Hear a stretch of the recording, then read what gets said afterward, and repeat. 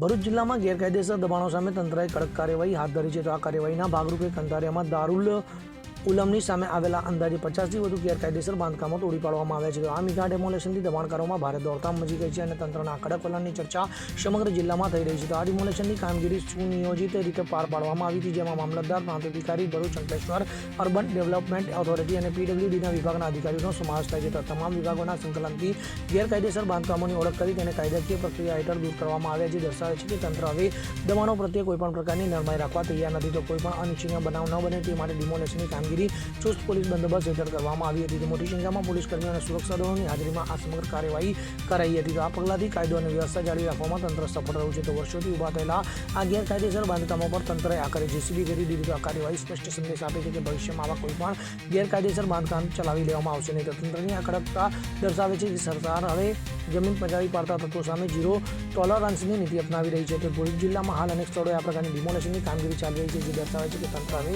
ગેરકાયદેસર દબાણોને જળમૂળથી નાબૂદ કરવા માટે પ્રતિબદ્ધ છે. તો આ કાર્યવાહીથી ભવિષ્યમાં આવા દબાણો ઊભા કરતા પહેલા લોકોએ વિચારવું પડશે. બ્યુરો રિપોર્ટ, પાકો ગુજરાત.